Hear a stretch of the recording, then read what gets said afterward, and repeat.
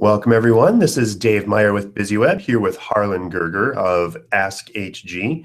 And today we're going to be talking about laser-like selling and contracting. This is Harlan's show and he's going to guide us through it. We're going to wait for a few moments to let everyone join and we're going to send out some additional invites. But if you missed a little bit at the beginning of our event today, fear not, you can scroll right back in the YouTube video and I'm going to show you quickly how you can ask questions during the event and how to join if you're still wondering how to get on to the event. So I'm going to screen share very quickly.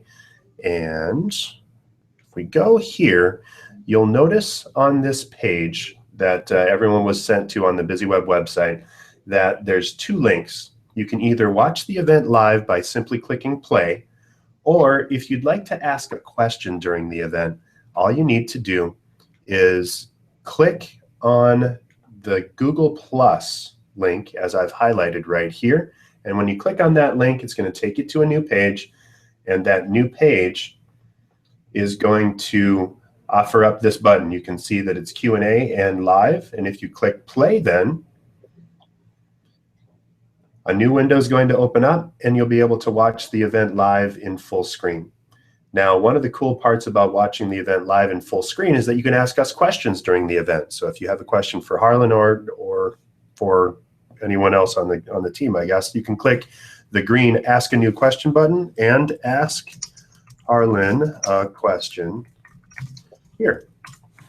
So when you do that, we'll be able to see that, and that's how to ask those questions. And we do have 7 viewers on already, so we should probably get right into things. Again, if you'd like to join and ask questions during the event, you're on this page. Under number 1, just click this Google Plus link, and that's going to get you to this page where you can ask questions by clicking the green Ask a New Question button below.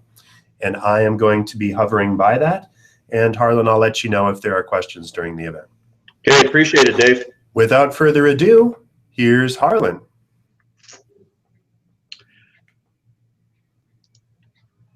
Okay, we're gonna see if we can see if Harlan knows how to do all of this stuff. Welcome, and this is Harlan Goerger. I'm hoping that you're seeing me, but working with new paradigm selling and working with a lot of other different types of sales programs and working with contractors, a member of ABC. And what we're going to work on today is really working with some things that we see in selling that it doesn't really matter if you're a contractor or if you're selling cups and glasses or cars or whatnot. It seems as though salespeople seem to fall into the same kind of traps and the same kind of issues. And I keep working with companies to try and straighten some of this out. And those that do see some really good results. But just to give you kind of a quick idea, I have written several books on selling. I've done lots of training, probably trained thousands and thousands of salespeople in all kinds of industries and areas. I do love contracting because I always like to do things with my hands, so contracting is a kind of a love of mine as well. But that's one of the reasons I got involved with ABC. Just to give you the quick overview, we're going to go through 4 key points over the next few minutes. And the first 2, oftentimes people will say, well, yeah, we've heard about this, we've done this, we've got that all sewed up. And the reality is that I rarely find that to be true. The thing is that the first 2 really impact and set up what you're going to be needing and how you function within the 3rd and 4th point, which is really when you're actually face-to-face with people. And think of a lot like building a building. Think of it as the foundational pieces. If you're the foundational pieces you need for building an outhouse are certainly different than building a skyscraper in downtown Minneapolis. But again, if you have the wrong foundation or if you're not utilizing the right foundation, what's the building going to look like? What's your progress going to look like? What's your performance going to look like? And so that's the things that we're looking at. So we hope that you don't shortcut 1 and 2 and then you fail in 3 and 4. So that's why I wanted to kind of give a little bit of a preamble to what we're doing. I do absolutely welcome questions. We're going to go through 1, 2, 3, and 4, but in between, I'm going to pause, and I certainly would be open to any kind of questions that you have concerning the first point or the 2nd point or the 3rd point or the 4th point as we go through. And of course, we'll open wide up for questions towards the end of it too. So with that, I think we're just going to kind of kick off and go. 4 key areas most sales organizations fail in. You can see our young lady there. She is pretty much going nuts and crazy and pulling her hair out. And I think that's what a lot of salespeople end up doing. They get very frustrated with dialing for dollars, or constantly frustrated with, why can't we get this thing moved forward? And there's 4 key areas that we're going to be touching on. 1, knowing yourself. That's knowing your company, knowing their strengths, knowing what you can and can't do, knowing where you really fit best, and also knowing yourself as a salesperson. 2nd, do you really know your target? And this is one of the things I've seen significant progress when people really start defining who they work with best and why they work with them best. It makes a significant difference in how they sell, who they sell to, and where they invest their time. The 3rd one is failure to discover. And this is where we find that most salespeople really are not finding out the real picture. They're not getting the true picture. And we're going to dig into that fairly deep. And then the other thing is, even if they do get the sale, sometimes these are very one-sided agreements. I think sometimes salespeople are afraid of accountability with their clients, and yet accountability with your clients is a big issue and something that needs to be there. So we're going to dive in, and Dave, you let me know if there's any questions or anything coming up, or if something's not working. I sure will. Okay. First of all, know yourself. And people might say, what makes us? Strengths that make your company great, who are your suppliers, your service providers, people, technology, systems, experts. These are all things that are strengths. And do you have an inventory of that organization's market strengths? What I find is that most people will talk about 2 or 3 things and say that's really great, but they don't really have a true picture of what that really is. And when we sit down, all of a sudden we've got instead of 2 or 3, we have 30 or 40, and they never thought about that, and they haven't seen what those things do. Here's one of the recommendations I have for the teams that I work with, and I think it would work for you too. Simply take an Excel spreadsheet. It's something that you can do, and you need only 1 document, but it will be a tool that will help you to continue this process on. And simply in column 1, what does your competition and stuff say? Do you really have do you have your strengths? Do you list them all down? Have you really talked about them and put them into a format so that other people can look at it, see what's going on, and how that's working? The second thing is, and maybe this is more the key, is uniqueness. Is your competitor can do it? If your competition can say it, it's not unique. Now here's where I want to go to the second page on your spreadsheet. Take the top 3 competitors that you've got, list them across the top, and on the very left column, just start saying, what can they say? Well, we have, if I'm looking at a contractor, well, we have our in-house design, or we have 100 years of experience, or 20 years of experience, or we have design to build, or we have this type of equipment, or we do we self-implement everything, or we contract everything out. Whatever it is that you can come up with that any of your competition might be saying and that your customers might be asking. And then simply go across, take your top 3, and then put yourself there. And if you can put a check mark in all of those areas for all of your competition as well as yourself, then it's not unique. What's unique about that? I've got the quacking ducks, the ducks sitting there, because oftentimes I think this is what I get from customers or from the buyers, is what is the challenge that they see with salespeople. And they say, well, looks like a duck, quacks like a duck, walks like a duck, must be a duck, right? They don't see anything separating you from your competition.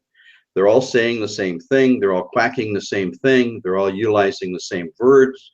They're all talking in the same language, and there's nothing separating them or being unique in any way, shape, or form in what they're doing.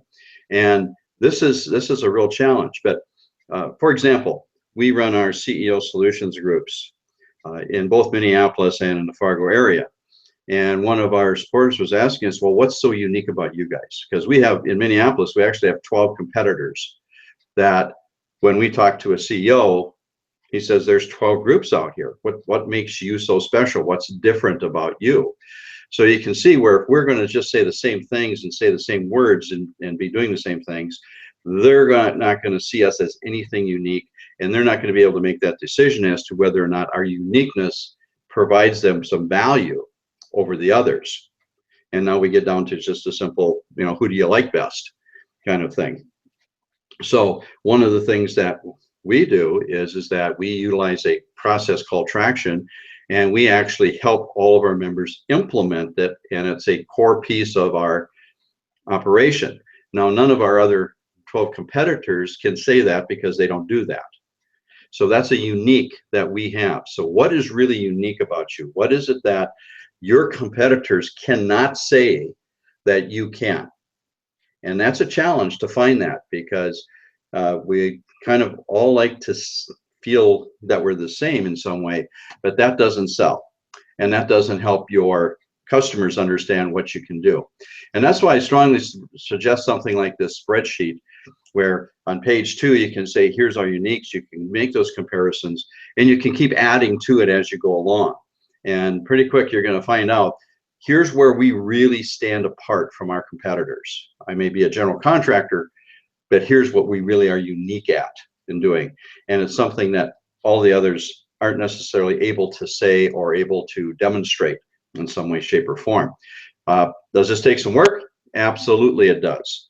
But it will change the way that you sell, and it will change the way that the questions you ask and what you're doing. The next thing that we want to look at is, what are the challenges? Now, here's a key thing. We talk about what's unique and what's our strengths. The reality is that every organization, no matter who you are, how great you are, how big or small you are, you all have shortfalls or perceived weaknesses. And the thing is, do you recognize them? If you were asked to build a 20-story building, would you have the capabilities and the people that knew how to do that? If not, you probably have a limit there. If somebody asked you to remodel their bathroom and the only thing that you have is a 1,000-foot crane, probably not the kind of thing that you want to do. That would be a weakness in that area, might be a strength elsewhere. But do you really take a look at what some of your challenges are, what your capacities or capabilities are, and how you can work better with them? Again, this would be the 3rd page on that spreadsheet. And you're building a document that you can use for yourself, but also help train other salespeople more effectively. And this is going to take some time, and it's an ongoing process. But I think that we find that it definitely changes salespeople's thinking and how they look at customers, how they look at themselves, and the questions they ask, and how they present themselves. So think about strengths and weaknesses that you might have. And of course, the next thing is what are your actual capabilities? Now, you may say that challenges and capabilities sounds the same, and some of them may be. But what really are your true capabilities? What capabilities do you really have? For example, if somebody calls me from Miami, Florida, and says, I want you to help us do this, and it means that I have to go to Florida once a week, I don't have that capacity. I would have to shut a lot of things down in order to take that business. And in order to do that, I'd have to charge them so much they probably wouldn't be willing to do it. I'd love to be that great and get that kind of dollars, but the reality is that's not my capability. My capability is, if you're within 200, 300 miles of me, I probably could and could probably do a pretty good job and not have to shut half of my business down in order to travel 3 days to get to someplace else. So those are an idea of what you mean by what some of your capacities are with things. Oh, excuse me. A question for you. What was that? I do have a question for you from Matt. Okay. He says, where can we find the spreadsheet you referred to? The spreadsheet, go into Excel and open one up. That's the short question. Okay. I don't, this is something that is unique to every single company. And what I do is just simply say, go open a new Excel spreadsheet.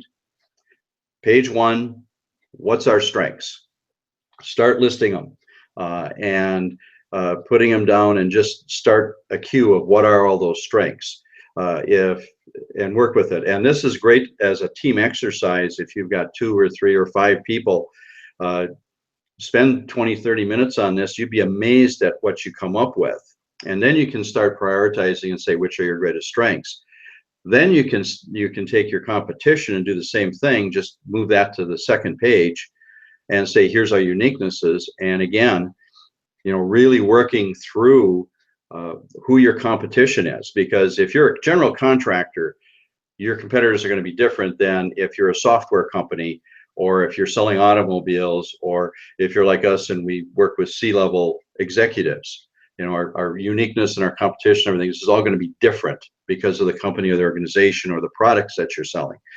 So there's not really a set spreadsheet. This is something that everybody should be doing on their own and developing their own with it. The same thing with the challenges. What challenges do you have? Some competitor of yours may be extremely strong in one area. You may be very weak in one area, but you're strong in another area, they're weak in another area. It's helping you to perceive some of your competitive advantage there. And the same thing with your capabilities. What do you have? What you have. So it's just basically opening up a new spreadsheet and just start using it as a working document. And really everything that we're going to do today, you could probably put onto several pages of one spreadsheet and just use it as your sales guide, if you will. Hope that answers the question. Any others, Dave? And I should back up just 1 second and let everybody know that if you had issues getting on, we got a few reports from folks that were having issues getting on to the call. Go to the page that was emailed to you, and under number 1 in that page, you can click on the Google Plus link under number 1 on the page right above the embedded video. And if you do that, you can ask questions to Harlan live during the event. And we'll go back to that a couple times, but thanks very much. And looks like everybody's on and working now. Okay, well, appreciate that, Dave, and appreciate everybody's patience with this.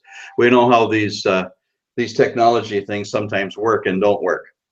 But any other questions on how your company is kind of doing in this area? Do you really know and understand yourself and what that really means? Because if you do, we find this can completely change the discovery and interview process of a client.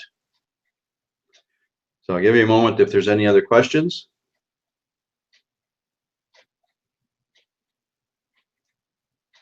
We'll also open it up if someone does have a question and they're having trouble with the Google Plus tool.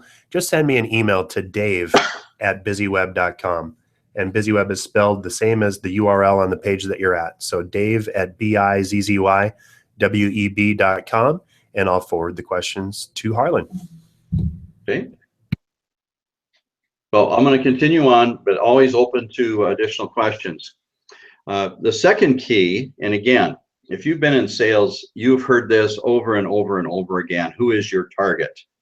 Who is your target client and such?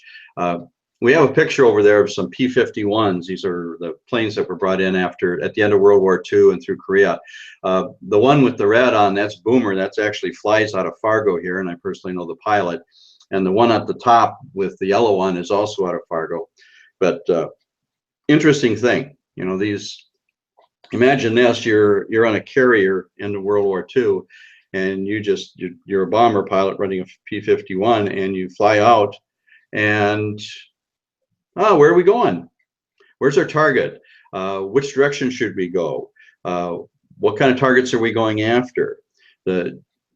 You'd say this is ludicrous. How can you even possibly even consider doing something like that? But yet, when you think about many salespeople, and when I talk to a lot of salespeople, that's literally what they're doing. They're jumping in their plane, they're taking off from the deck, and they're getting up in the air and they're saying, okay, where do I go? What does it look like? What am I supposed to do? Where do I go? And they spend a lot of time chasing, what I'll call chasing things that really aren't necessarily qualified clients. And they burn up a lot of time, and it's a lot of frustration. So really, I can't tell you enough about targeting. I've seen companies that were doing well that when they really refined their targeting, did exceptionally well. And I mean not a 10% growth. I've seen as much as 200 or 300% improvement in both their top line and their bottom line because of targeting. And so it does have a significant amount of power. But who is your key client? And things like this, when you start thinking about what's going on with that, we say, what's the size of the company? There are certain companies that, for example, we tend to work really well with that $2-3 million company up to about 100 million. That's that emerging CEO. They're looking for a lot of input. They want a lot of help. They've got a lot of changes that they have to go through to go from a $2 million company to a 10 or 20 or $30 million company. And we find that we're exceptionally good at that. So we know that that's our niche. That's the place where we work the best. Now I've worked with startups and I've worked with billion-dollar companies, but we find we function best in that market, in that area. And is there a certain type of company? I used to love manufacturing and I used to love contracting. So that's where I'm at. I understand those businesses very well. I don't do a lot with schools and with hospitals because I don't understand that business that well, and I don't communicate with the type of people that are attracted to those industries as nearly well as I do with somebody who's in manufacturing or in construction. So what type of company? So therefore, that's part of my targeting. Who do I really work with best with it? The other thing that I think is very important is what kind of opportunities do they provide?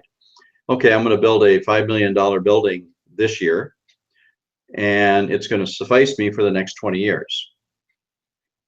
So what's the chances that I'll build another building? Well, probably not as much. Would be nicer if I could find somebody that was probably going to build a $2 million building every year for the next 10 years. Now that would be a much, much more viable client that is going to suffice, and we can create a very, very good working relationship with that. So thinking about opportunities they provide, what future growth do they provide? The big one, accessibility to decision making.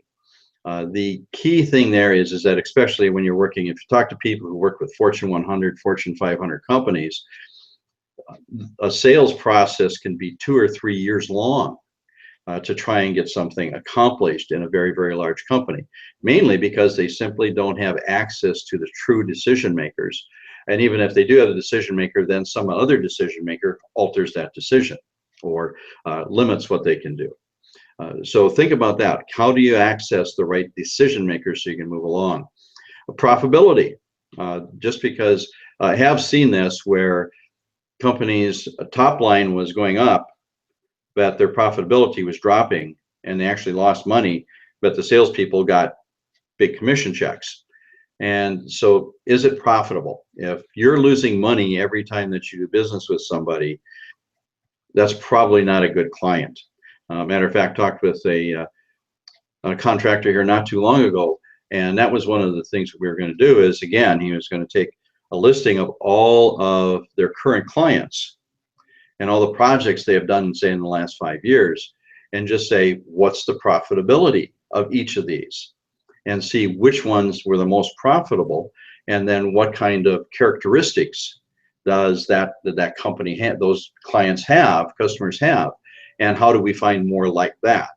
Because that's profitability. That particular CEO said he knew that there was one client right now that they were working a job they wish they hadn't taken. I'm sure everybody out there's probably had one of those at least. How do we ever get into this thing? But they knew it wasn't going to be profitable, and they knew, and they didn't, and it was a pain to work with for a multiplicity of reasons. Owner's personality was one of them, and that's where I come into the hassle factor. Do I have to chase you down to get paid when we agreed to pay? Do I have to constantly deal with bad attitudes or arguments or non-accountability from the side of the client and the customer? That's not profitable for me. So what kind of things do you want to ask about and look for when you're qualifying people? And location. And like I was saying before, my location, if I want to go down to Miami or New York or down to San Diego, I certainly can, but it's probably not really profitable for me or for them, simply because of all of the logistics that have to be happening with it. Now, we can do a lot of things by internet, but now if you're in construction, that doesn't necessarily work as well. So think about that location and stuff too. It may be a very big thing for you. What about their relationships? This is one of the things we're going to talk about the idea of discovering and not knowing enough information. But what about their relationships? Who are they connected with? How are they functioning? What do they do? Who do they know? How might that impact your sale or your project with them? What about their capabilities? Are they, I don't know how many times I've come in and they said, geez, if we had only known that they were ready to go bankrupt. They were exceeding their capabilities. They didn't have the cash flows. They were growing too fast, whatever it is. But understanding their capabilities. What do you want, but also what don't you want? And I find, again, I'm kind of a list guy, but if you can actually take all of these issues across a number 5 page in your spreadsheet, and then check, did this client have this, or do they have it or don't have it? You'd be amazed at how all of a sudden you get a very, very clear picture of what your best clients really look like. And it's going to help you more easily identify them. And now you can make a choice. Do I want to do business with that company or not? But think also about management capabilities. This is a big issue. If I've seen a lot of companies, and I work in that area of management capability, but if the management capability isn't there, you may not get paid. And that's a big issue for a lot of people. And what is the mindset of the organization? Are they a fast-growing, high ego type of company, or are they kind of a, well, if we get there someday, that'll be great kind of mindset and slower pace? Who do you want to work with? What do you want to do with them? So these are just, again, idea generators.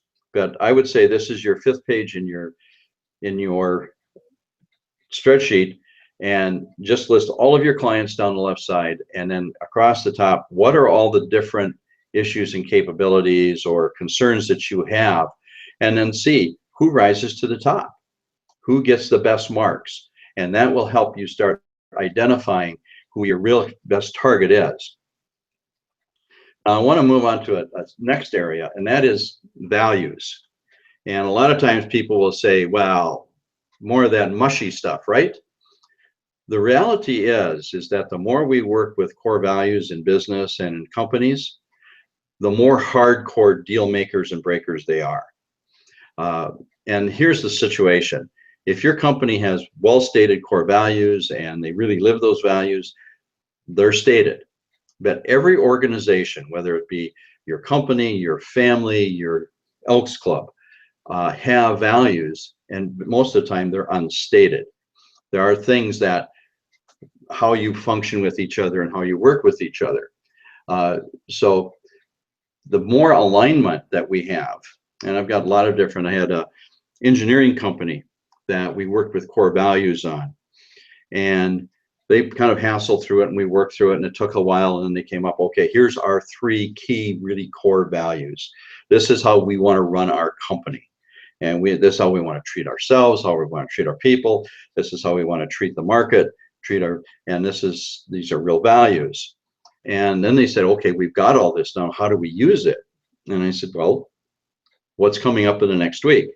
And they said they had a major meeting with another architect firm that wanted to subcontract a lot of work to them.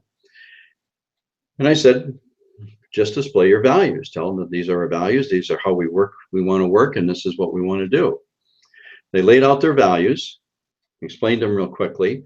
The other company laid down their values, and they matched. And they said you could just see the whole conversation take a rise. They got much deeper, much faster, and there was much more trust within the conversations with it, and they ultimately ended up doing work together. But I've also seen, and you probably have too, and think about this, where you've had clients, customers working on projects and deals where there was a values mismatch. It just didn't fit. It just didn't work. And let me give you a couple of examples here. Let's say that the value that you have in your company is growth and change are mandatory. And a matter of fact, that is a core value from one of my contracting clients. And you're working with a client or a customer that says, we resist change and we don't necessarily want to grow, but we're forced to. Does that necessarily align in value? Might that create some conflicts and some issues that make it very difficult for you to correct and fix? That's going to cost you. Another one, the truth always wins. Now that's a pretty bold statement. That means that if I, as the provider, screw up, I've got to tell the truth. But what if you're working with a customer or a client that says, look, I'll tell you anything I want, whenever I want, as long as I get my way? Do we see a budding of values here? And can we see where there's a lot of challenges in how we're going to work together? And what just happened to my profitability on that project? Another one, innovation with perspiration moves us forward. In other words, we work hard, but we get things done. But you're working with a company that, or an organization that says, well, you know, our time off and 30-hour days or 30-hour weeks and just having a good time is far, far more important to us than ever getting a job done. Well, already you can see that there's a real value collision again. And are you probably going to have problems with that one? You've got quality as number one. And you're working with the client, you find out, well, we're not so concerned about quality. Our quality, our return rate is almost 20%, but we just make it up in volume. So you all understand that quality is not important to them. And it's, again, a mismatch. Whereas if you find somebody that says, yeah, quality is number one, we agree 100% with that. We strive with that forever. That's what we try to do. Well, now you know that your high quality standards are probably going to be respected and appreciated. So it actually helps you to work with that client better. But again, this is another part of how do I target and how do I know who I should really be doing business with, is let's put the core values in there as well, because core values are really what people do. People ask all the time, it says, why do we need core values in business? Well, because business doesn't run without people. And people run off of values, whether we really realize it or not. And so having some solid values that you abide by and you live by helps you filter out those that don't fit, but it also attracts people and clients that do fit. So open to any kind of questions on that. So we've got this done. We've got this next spreadsheet is all done. We've got all of our clients listed. We've got all this stuff down. We've targeted and we said, here's our top 20%. And here is what they look like. Now the question is, where do they hang out? Where do I find them? And this is always a question that I get from salespeople is, you know, do I start dialing for dollars? Do I start doing things? Well, I don't know. But if you look at it and you say, well, they hang out at the golf course. Well, then how do I get out to the golf course to meet, find out, connect, and find these people? Maybe they belong to associations like ABC, and I need to be a member, and maybe I need to be more involved in that so that I can meet these target clients that are there with it. Through the chamber in there, that might be a source, but what might be your Rotary Club? For example, we have Club E Entrepreneur, which I'm a part of. We have it in Fargo and Minneapolis and St. Paul and Duluth and over in Hudson. And the thing about this is this is a C-level organization. In other words, you have to be in a C-level position, such as the CEO, owner, CFO, general manager, vice president type of situation, to be invited. And lots of salespeople would love to be in that room because there's anything from 50 to 150 executive level people there. But I work with executive level people. So guess what? I actually run part of Club E because it attracts my clients to me and it creates it. So I invest a lot of money in that, and that is a major lead generation for me. But that's because I understand who I'm looking for, and I've gone through all of this work in these first two areas so that I can identify and qualify that company very, very quickly in as short as a 2 or 3 minute conversation. I can know, do I want to work with this company or not? But that's because I've done this work ahead of time. Now, the inexperienced salesperson or the salesperson who wants to wing it will go into that very same room and will talk to all the wrong people.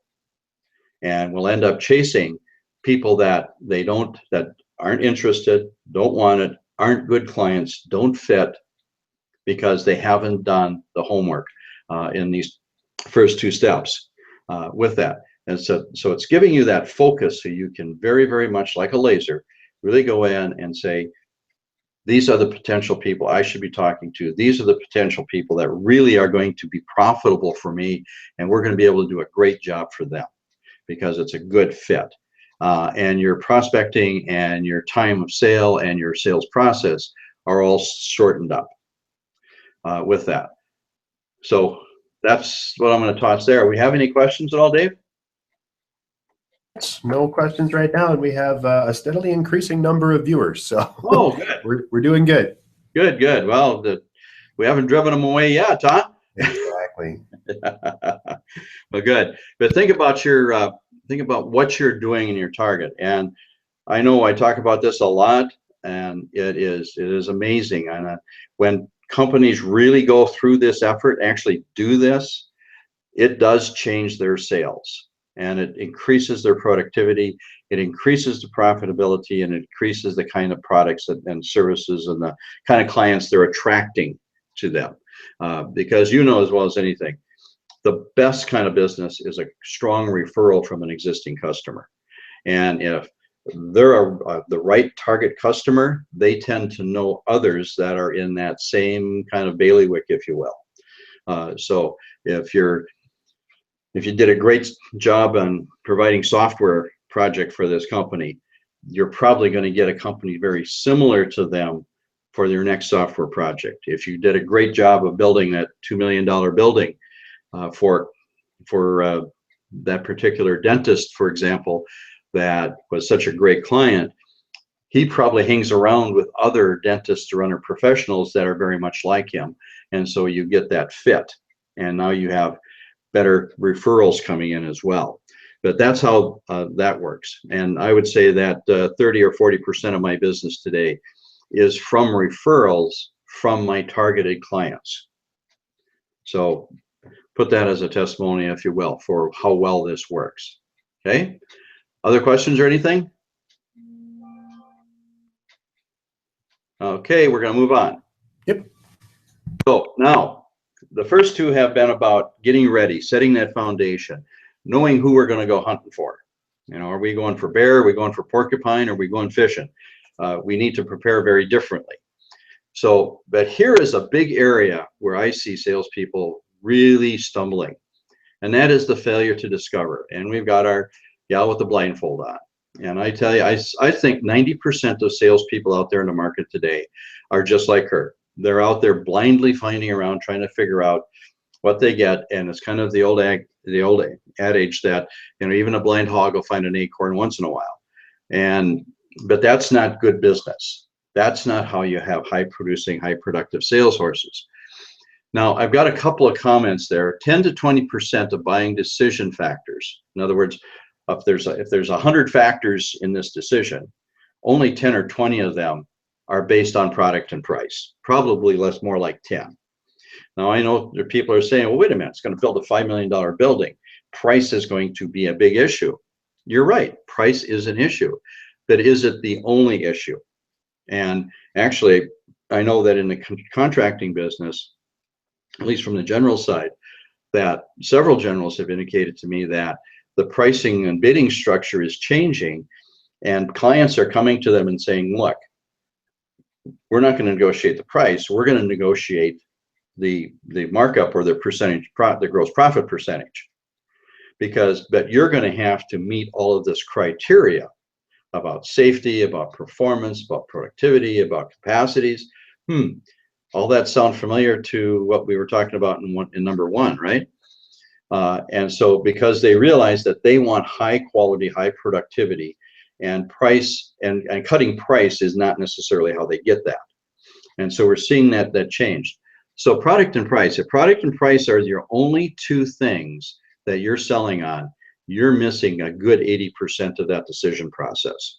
And that's where, when I have people that are just frustrated, why can't they do this? This is such a no-brainer decision.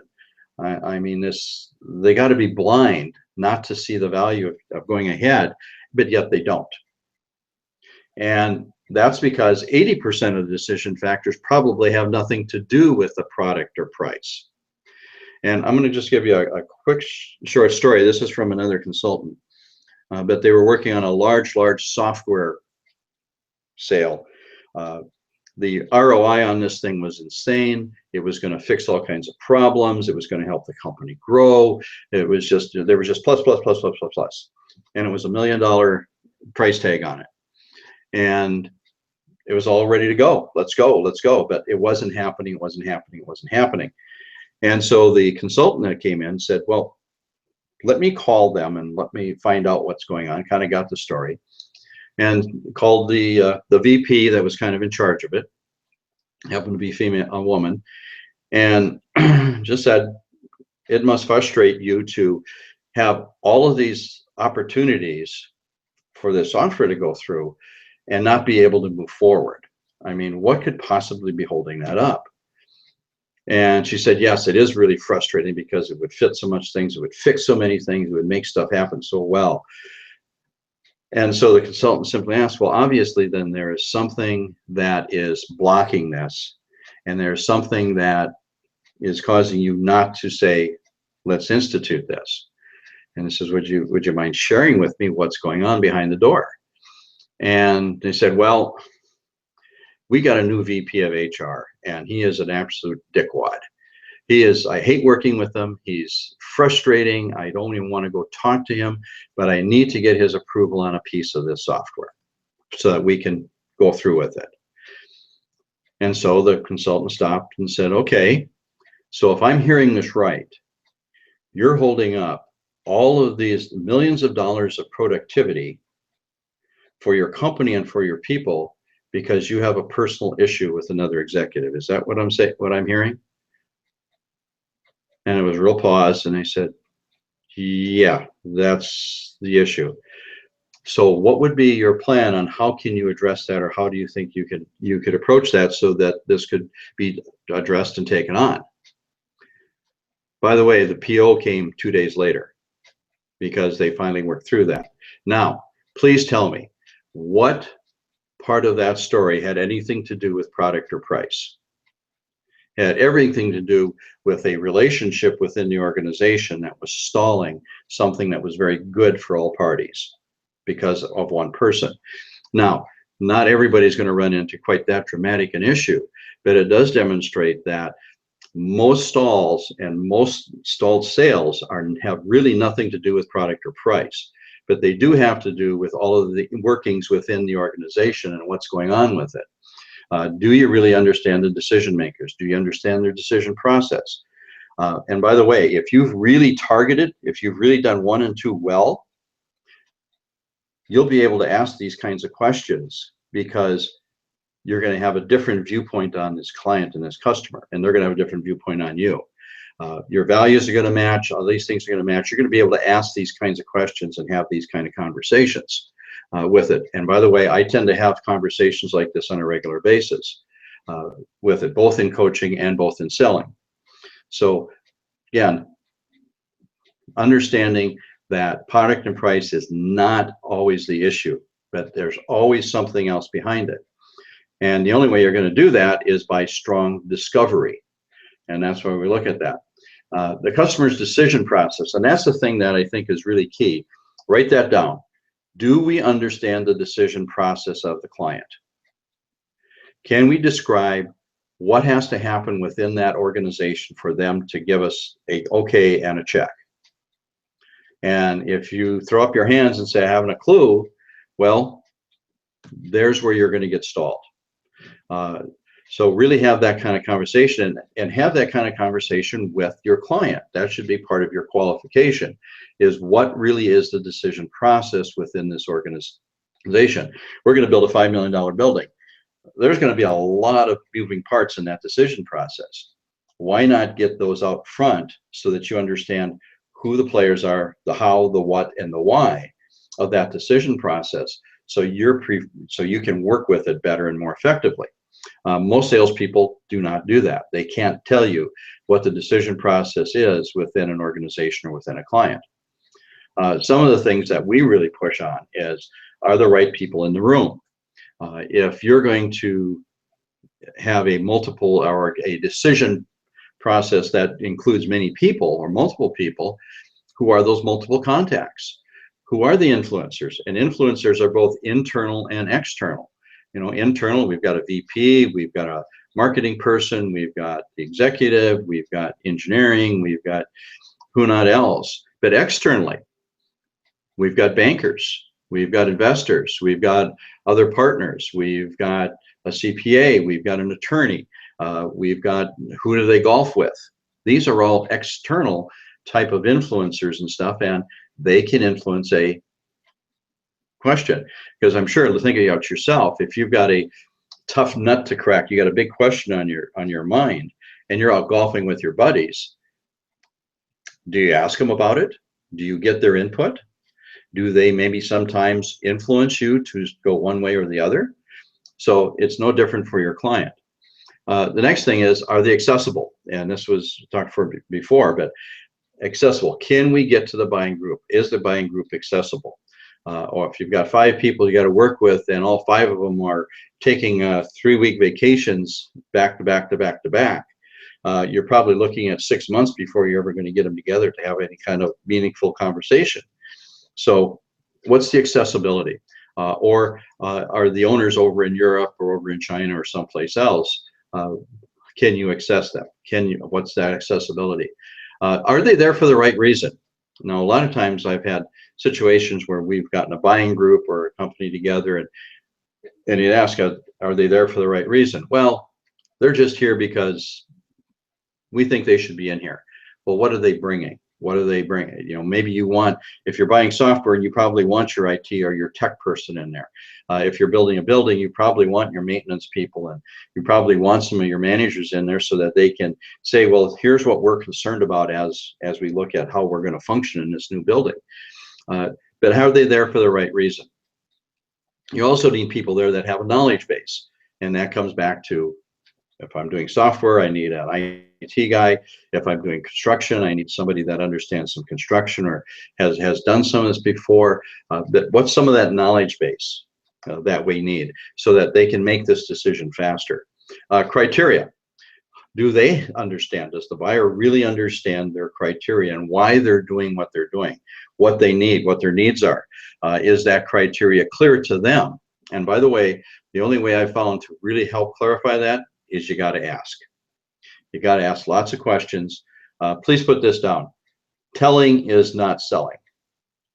Telling is not selling. If you're going in and you're telling everything, you're probably not selling because you're not engaging their brains. But if you ask them what that decision process is, what the criteria is, how they came up with that criteria, why that criteria is important, now you get good intelligence from that. The other thing is, what about the political scene within this client? Who wears the pants? Come on, guys, we know when you go home, who wears the pants? That main influencers, internal, external, that political scene. I've seen many times. I've actually seen this where somebody was working on a very, very large project, was going to really have an impact on the company, and they went to finally got to the CEO, and the CEO looks at it and literally takes it and throws it in the garbage. And by the way, the company had spent over $500,000 on getting that document put together, and he cut it just like that. So knowing your political scene and knowing what's happening is something really key and really important. Here is one thing when we talk about decision makers, and we says, be I the impotent decision maker, and no, that's not a typo. There are many, many times, and I'm sure many of you have run into it, where you've got the person that says, I'm important and I'm the decision maker, but really they're the impotent decision maker because they cannot make a decision. They don't have the authority, they don't have the capability, they don't have the wherewithals to make that decision. And oftentimes the challenge is that we've chased that for 3 months or 6 months, only to realize that we're talking to the wrong people. This person or this group just doesn't have the authority to do it. So here's just a quick tool. And you can take this and you can write it in various different ways. But oftentimes I find setting a scenario like this makes a difference. Now, just to verify, if something came up neither of us were aware of, yet would increase this project by 10 or 20%, you and I could get together and settle it in one meeting. Is that the way this would happen? Or who else would have to be called in? And it puts them into that situation. It's a big enough change, it's a big enough challenge that they're probably, if they aren't the right person, they're going to probably say, well, I think we're going to have to call in these people if something like that happens. Well, great. Now I know as a salesperson who needs to be in the room and who I probably really need to be talking to, or at least I need to connect to in some way so that we have access so if something does happen or we can move this thing along better. So we've kind of verified. And again, somebody might say, boy, that's pretty bold.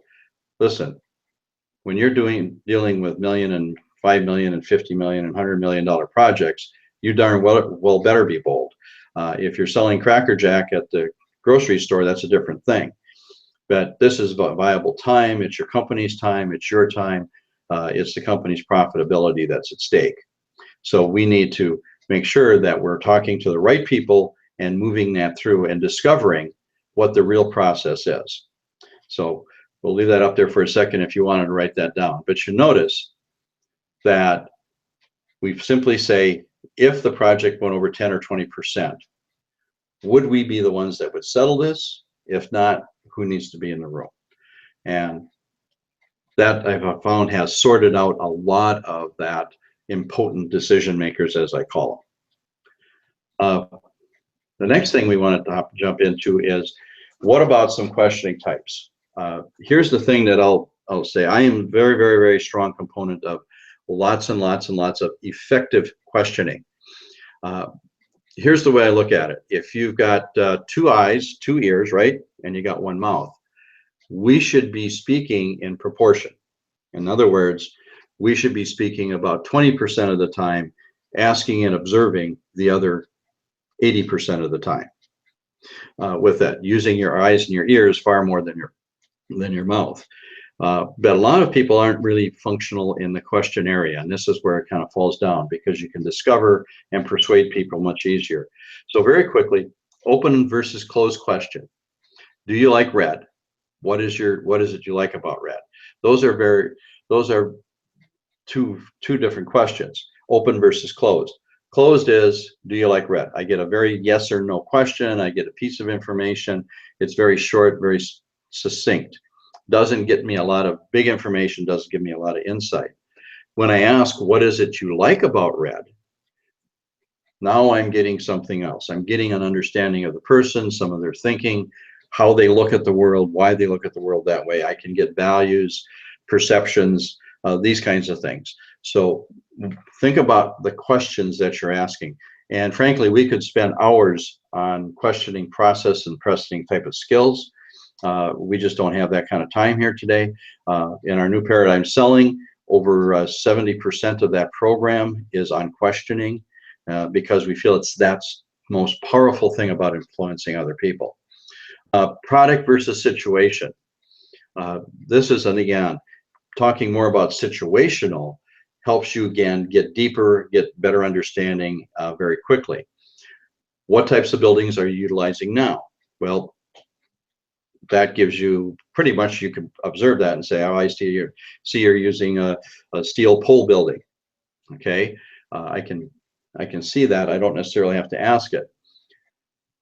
But what type of building do you see fitting your new situation best, and why?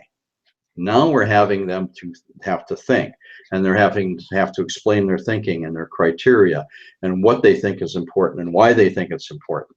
And now we're getting a whole different piece of information about it, because we've moved from product more to situational, if that makes it clear for you. The other thing is, and here's maybe kind of another question, challenges the current thinking. I think very strongly that our job as salespeople is to get people to think, and possibly to think differently. But I think I understand your choice of that type of building. Could you help me understand how you came to that conclusion and what criteria was used in the choice? Now, I don't know if you guys ask these kind of questions or not, but I ask these kinds of questions all the time. And I always get answers, and I always get insights by utilizing this type of question, getting away from product and getting more towards what their decision making was and why they made those kinds of decisions. What was the criteria? What was the choices and such? Much, much more insightful. I understand who they are, why they are. Now, if we go back to our point 1 and 2, where we're looking at our target and we're looking about understanding ourselves better, if you have that down and you really have that clear, these questions come much, much easier, because you're now focused not just on a product, but you're focused on how well this client or this customer now fits for our organization and what we're doing. And by the way, this works whether we're selling toilet paper or whether we're selling Learjets or $5 million construction projects or $1 million software. It's the idea of getting people to think better. And again, we just don't have the time here to really get into the questions that heavy, but I wanted to get you thinking about what kind of questions are you really asking? Are you asking simple closed questions and just product and price questions, or are you really digging in and understanding the thinking of that customer and that client? Because that's how you become the super salesperson. So I'm open to any questions here on the failure to discover, if you would. Dave, we got anything there? We do not. However, I'm going to go back one last time because we have a whole bunch of people on the call. So if you would like to ask any questions, I'm going to take control of this. You don't have to do anything, Harlan, but I am going to share my screen one more time. Go ahead. Present to everyone very quickly. If you are on the event watching this video, if you click on this Google Plus link right here, if you click on that, it's going to take you to a page that looks like this, and you'll see the event live. There's a big green Ask a New Question button after you're logged in there. And when you click that button, you can ask questions. So if you have those questions, feel free to fire them away. Or I'm also going to do this for you. Send also to Dave at busyweb.com if you have more. So you can do that as well. Just say send to Dave at busyweb.com right there. So if you have that, awesome. If not, Harlan, I think you're just doing a brilliant job. So everybody's stunned and speechless for now. All right, okay, Dave. back I've to known you. you long enough. But I do have to ask you, Dave, are you utilizing some of this in your own organization? We do, absolutely. So, you know, we're working with you and with Earl to do a bunch of these changes. And that's really actually helped change us quite a bit to be more consultative in our selling and to think more about what our clients really need before we start spouting off and trying to answer. So, you know, getting into the psychology has been a tremendous help for us. Yeah, I appreciate that. Well, let's go on. And the next thing that I see, and the fourth point that I want to talk about is, and I came across this very early in my selling career, and that is that sales is a two-way agreement, not a one-way battle. And yet we go out there, we're going to battle, we're going to win this thing, we've got to beat the client up and get their business. And then we come back and all of a sudden client doesn't work. And we're seeing a lot of this. This is both in construction, in software development, in a lot of other services where you really need the client to provide you things. For example, in the software and the web industry, I'm putting together a website for a client and I need their information. I can make stuff up for them if they want, but I really do need their information, their stuff. And we've agreed, but they're not developing it. So all of a sudden my cost is going up because I've got people standing around waiting for their stuff and I've got to pay them, and my cost is going up, and now we've got an issue. And nobody's happy because the client isn't getting what they want and we're losing money. So I'm sure this never happens in construction, that decisions are delayed or other things. So we look at a couple of different things here. One, again, this is one of the reasons why we want to understand a customer decision process. Does it fit? And what kind of challenges is it going to create as we move forward in this project? If we're building a $5 million building, that's probably a 1 to 2 year project. You know, we're going to have a lot of stuff, a lot of communications, a lot of decisions made. Does their process fit? Or do we just see nothing but horror movies and nightmares coming out of this thing? Getting that done before we actually sign papers is really an important thing. The customer values and yours align. That's a big part of it. If those, again, if those values are colliding, if they're hitting each other and they're not aligning, you're going to have issues, you're going to have delays, you're going to have consternation going on. Everybody is not singing Kumbaya with it.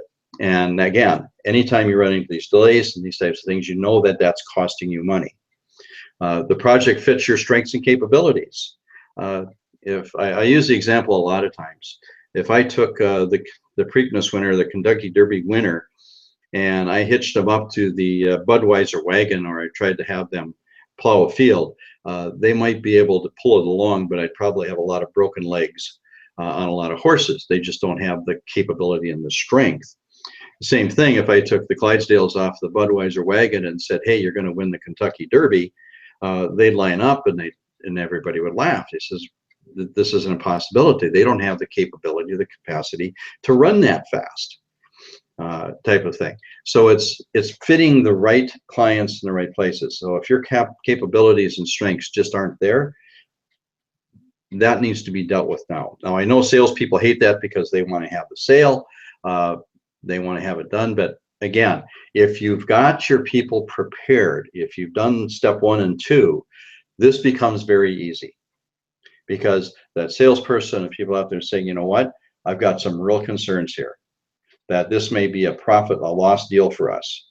And maybe we shouldn't even be looking at it. Maybe I just need to stop here, say thanks, but no thanks, and go find a more qualified client or prospect for myself. But does it fit? And here's the big thing. And I think I've got a lot of more people are doing this more today than they used to. But that is accountabilities are established on both sides. And that is that there's actual documents, there's deadlines, and there are both penalties and rewards for meeting deadlines and having accountabilities. But I do think that anybody, any type of sale should, before they actually finalize it, part of the finalizing thing is that here's the things that we are going to do, when we're going to do them, and what time and when we should have them done for you. On the other side of the ledger, here's the things that you need to be doing and you need to be providing us so that we can get the job done. Now, I had a interesting conversation with a financial consultant that was doing a lot of work in benefits and payroll and this type of thing. And he would go in, and he was actually working with contractors, and he'd say, and they'd say, yeah, we can do this. This is it. I mean, this is great stuff. Yes, you're going to save us a ton of money. Greatly appreciate that. Okay. He'd say, I need this information. Otherwise, I can't do anything. Well, I'll have Susan send that to you. And 6 months later, they, in multiple phone calls and all kinds of things, hadn't had that done yet. And so he was extremely frustrated because he wasn't able to, he had it sold, but he couldn't implement because the agreement was one-sided with them. And so we talked a lot about that. And then we finally decided that, well, the stuff is right there, right? If you're talking to the owner of that contracting business, their office is there. The materials you need are right there. I says, why do you leave without them? Why don't you take the extra 30 minutes, if that's what it takes, to gander all of that information, make those copies, get that stuff, so now you have it, and now you've saved everybody else the hassle, and you saved yourself a lot of frustration. He just about doubled his business and his profitability from that simple move. But that's that accountability and establishing accountabilities. Think about what you need, how you need it, why you need it, and how do you move that ahead. Because I'm seeing so many times that salespeople, because they're very relationship driven, they don't want to push the accountability, they don't want to hold the client accountable, but yet that's not profitable action for the company. And so insisting that there's some type of agreement, accountability that establishes what both parties need to be doing before you're done with the sale. And of course, the more complex the project, the more complex that is. That even in our CEO group, we simply say, here's what we're going to do, but you got to be there 10 out of 12. You got to be there on time. You've got to do this. You got to do this. These are the expectations. And if you don't, we're going to take your money, but you're not going to get any services. And it's amazing how that clarifies a lot of things for people so that they can make better decisions, and we just don't have the issues that we do otherwise. So think about that. How do you establish, and are you establishing accountabilities? You got a good sale, you got a good project. Are you establishing timelines and good accountabilities on both sides so that they can work? Now, there's Mr. Customer, what needs to happen on your end to move this forward today? You're wondering, why is that line there? That is literally how I close a sale. Because if I've done a good job of targeting, and I've got a good job of my capabilities, I've asked the right kinds of situational questions and really got the decision-making process down and know what's going on here, it really is their decision. What do they need to do next to make this move forward? What's their next action to make this happen? And it puts the onus on them, not on the salesperson. Because after all, who's got the problem? It's usually the client has the problem. You're there to try and fix it or help them through that issue or that problem. So put the onus back on them that they need to take the action to fix the problem. You have that solution. So this is those are 4 keys that if you prepare, you work on these, and these things, I think you'll see a very big difference in your selling. We are at just over our 60 minutes here now. Other questions, Dave? I'm wide open. Still.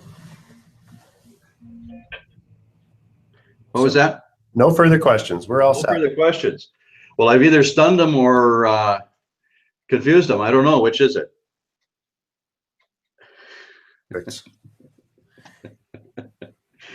With that, I hope that this has some value for you.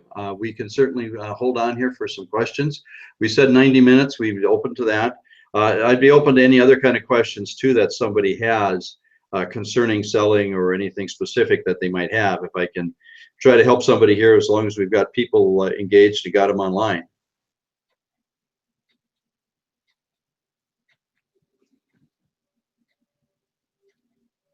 Questions, folks? If so, here's again how to do it. Just go to the number 1 under that window on the event page and click on the Google Plus link. Go ahead and ask us those questions.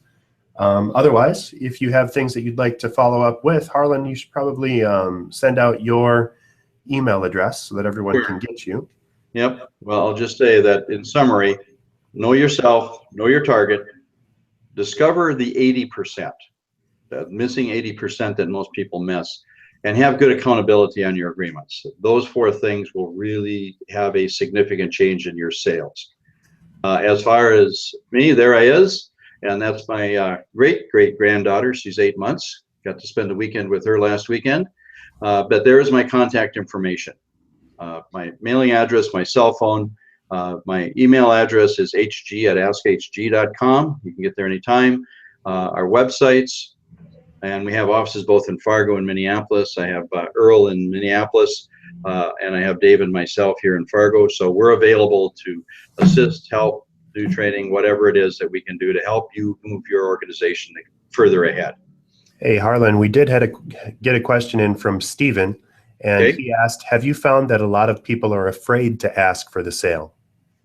Oh, good God, yes. That is probably one of the most interesting things.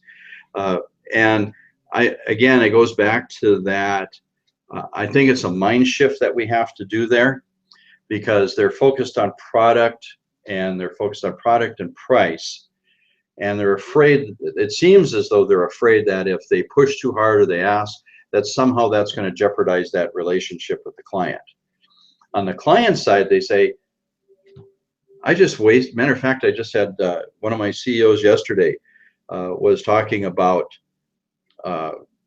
they had a salesperson come in and made a presentation. He asked all the right questions, and then he blew it and never asked for the order, and they never bought.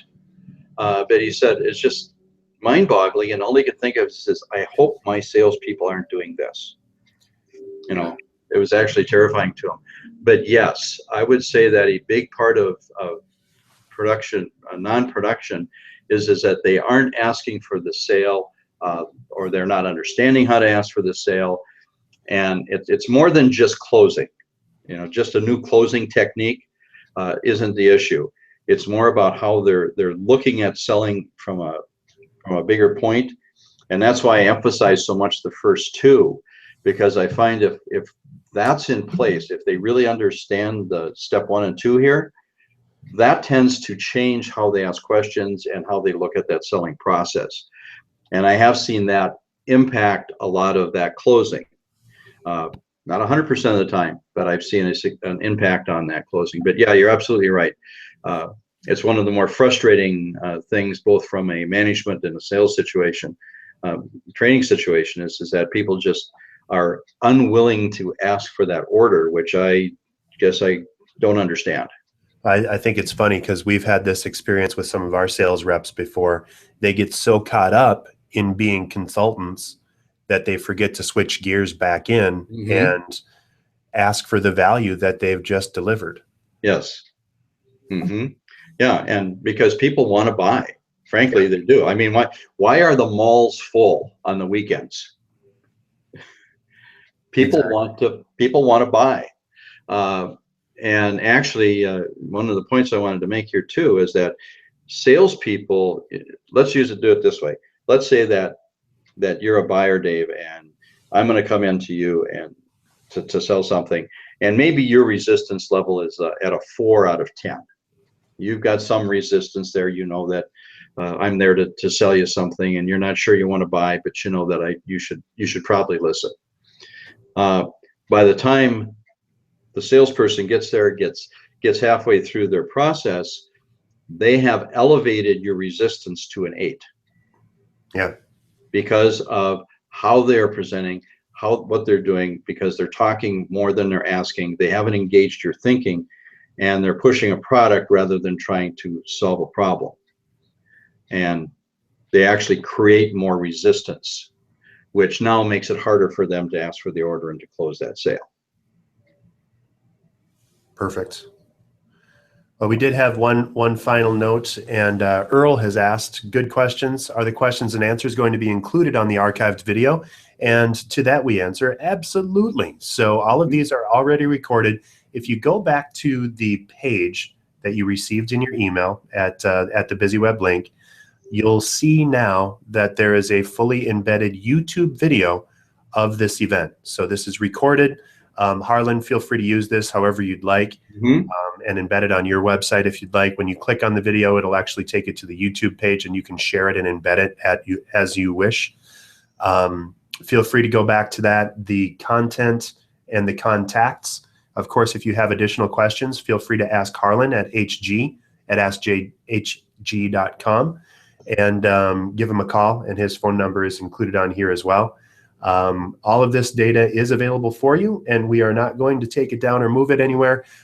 So if you have that link, the one to the busyweb.com, you can go there, or you can also review this live at our BusyWeb YouTube channel at youtube.com/c/busyweb. So all those places are available. Just keep that webinar link, and the YouTube channel is going to be available in perpetuity. And again, Harlan will probably re-embed that on his website somewhere and send that out. So if you have any other questions, feel free to get a hold of us. But until then, I think we're all set. So thank Yeah. you so very much, Earl, for the question. And Harlan, great job as always. Yeah. I walked away with a ton of new insights. So I appreciate it. Well, I like to thank ABC for allowing us to do this. This is part of our marketing group and stuff with ABC. Greatly appreciate ABC working with us. Dave, for you kind of being the tech guy here, and for everybody that's been on, we greatly appreciate that. Again, I'm always open. You can always email at an email. Send me your questions if you've got an issue, you got a question. I try my best to try and get back to you within a 24-hour period. So, fantastic. Take care, guys. Have a great one. Enjoy the warm weather. Indeed. Thanks, everyone. And thanks again to ABC and for Harlan for doing this today. Have a great day. See ya.